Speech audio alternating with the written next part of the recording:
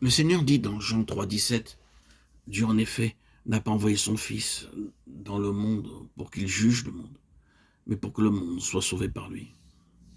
Il n'essaie pas de vous montrer votre condition comme il la voit pour vous condamner, mais pour que vous puissiez être sauvés, pardonnés, lavés, purifiés et transformés et recevoir une nouvelle vie et que vous viviez éternellement. C'est la raison pour laquelle Dieu aime l'homme. Voyez-vous d'abord tel que vous êtes et ne vivez pas sous de faux semblants. Le diable fait tout pour nous tromper. Nous pouvons dire « Oh, je ne suis pas si mauvais, je suis un pécheur, mais pas trop mauvais. » Que vous ayez commis un péché ou sans, le résultat est le même.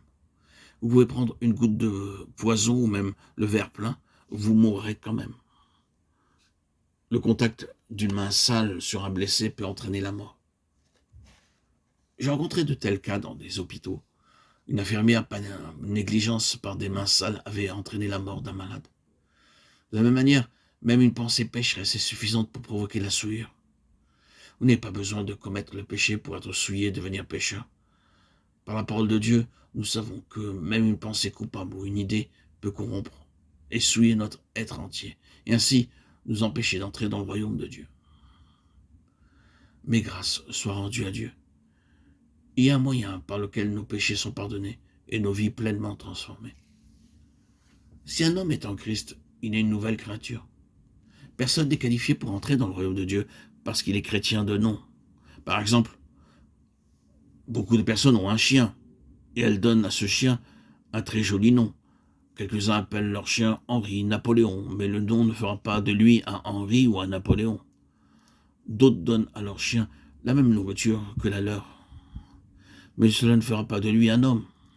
Un chien est un chien.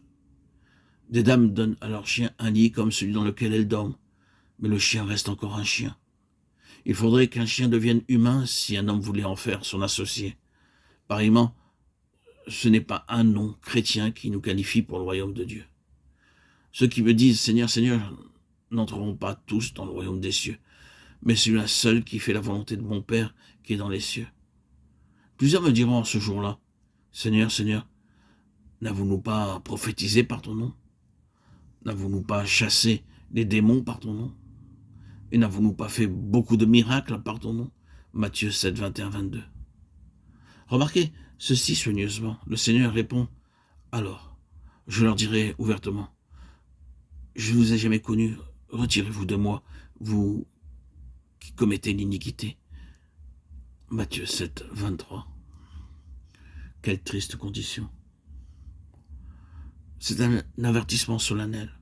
En ce jour, il y aura des personnes qui diront « Nous avons donné de merveilleux sermons en ton nom, nous avons donné beaucoup d'argent et construit beaucoup d'églises en ton nom. Seigneur, nous avons donné de l'argent pour l'Inde, la Chine, le Japon, pour construire beaucoup d'églises. » Mais le Seigneur dira « Je ne vous ai jamais connu, jamais. Retirez-vous de moi, vous qui pratiquez l'iniquité. » Un avertissement solennel en vérité.